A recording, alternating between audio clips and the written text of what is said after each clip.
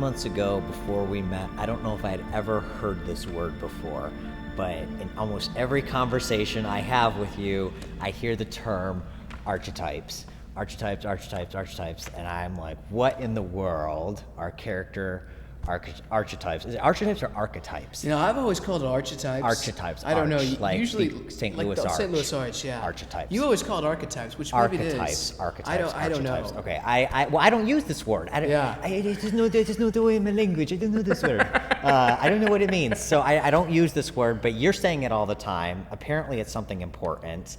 And it's fascinating to me. You turned me on to some interesting books, and I'm hearing this term a lot more. Explain to me why this is significant to finding meaning in life. Well, archetypes the term was first used by a fellow named Carl Jung. Okay. He was the Jungian archetypes. Jungian archetypes, right. So maybe some of you guys might have heard of him. He was a guy that was protege of Dr. Sigmund Freud. Okay. And said, Freud's stuff is a little weird. I'm going to kind of go and do my own thing. Understandably so. Freud's stuff is a little weird. But what he came up with was that he started studying all these different cultures and time periods all over the world. And what he found was that there were reoccurring character types, roles, and personalities that would pop up over and over and over again. Throughout history, throughout cultures, throughout the world, just... Yes, with civilizations throughout different periods of time that had never even had any contact with each other, that they were there.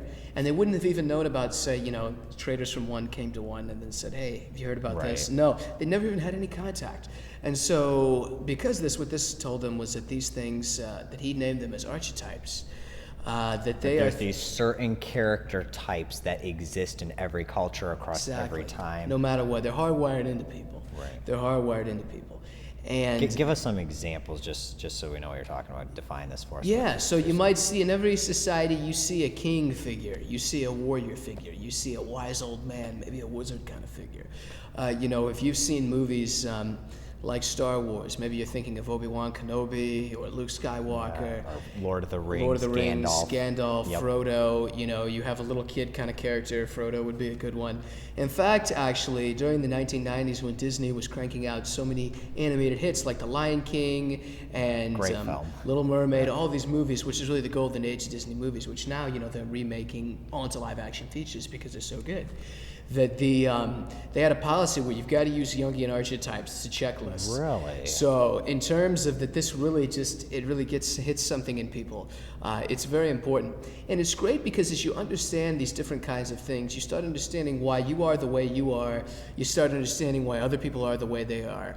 Maybe, in your life, your personality or your archetype, it kind of clashes with another one. They don't work really well together. Well, you can kind of understand why that is, and you can lessen the friction there and the tension. Right. So it's a means to understanding conflict resolution, because if you understand the way you are and the way you would respond, but understanding the way someone else is hardwired to respond based on the archetype that they fall into. Right.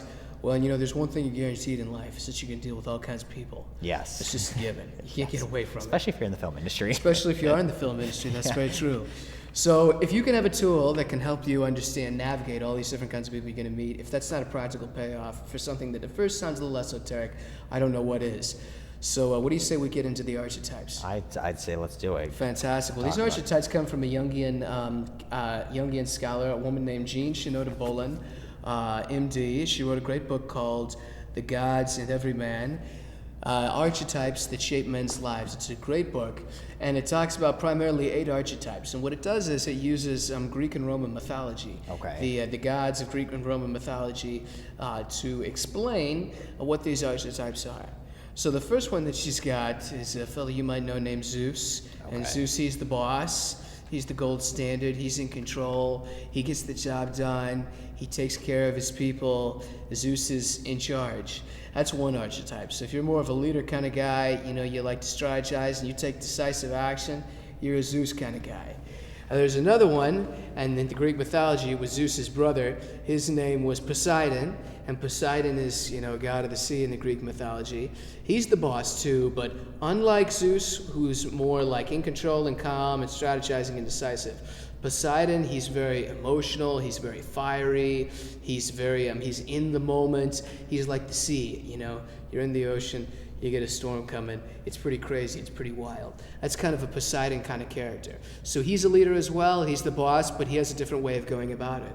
And then finally, in the third one, that's also Zeus's brother in the mythology of Greek and Roman culture, is Hades. And Hades is a guy, he's more of an introverted guy. He has a really rich inner life, really in the mind, has his own little world, and doesn't really like to be bothered. He's a ruler too, but he's more of an introverted kind of guy. So if that's you, you're more of a Hades kind of character. And then in this book discusses that you have the next generation, when you have 5 more archetypes, and they're the sons of Zeus and Poseidon and Hades. So you get guys like Apollo. Apollo is a very he likes order. He likes things to be in their place. He's a detail-oriented guy.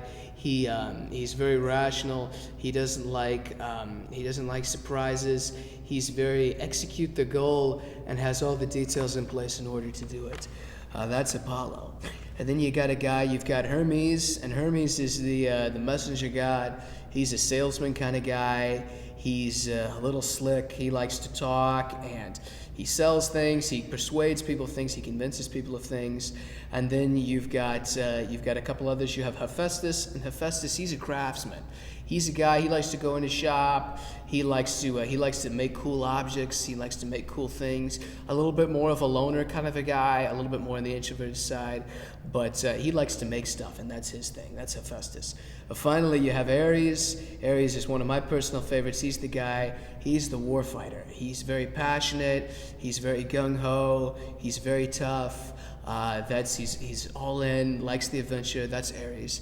And then the last one you have is Dionysus. And Dionysus he's a very artistic guy. He's a very sensuous guy. He's a guy that he likes to party. He likes to have a good time. He's very emotional. He's very ecstatic, and he's very artistic. And that's the Dionysus archetype. So in total, you have 8 archetypes in Jean Shinoda Boland's system that she's built off of Carl Jung's research.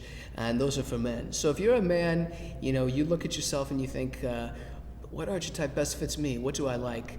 What do I keep coming back to time and time again in my own life? What makes me tick? Exactly. What's the reason why I do things? And that's a question you can only answer for yourself. Some people might see you on the outside and they may think, oh, well, that's why he does things. Maybe they don't see why exactly you do it, because you keep it on the inside. So that's something important, especially for men, to understand what you are, why you are the way you are, and where do you go from there. Well, I think it's fascinating. When I was in college, something that came up a lot were the Myers-Briggs tests. And doing them all the time, and I kind of dismissed it a little bit as BS, because I'm like, there's not only, I think there's like 16 variations or something in the Myers-Briggs test, like the way brain types or whatever.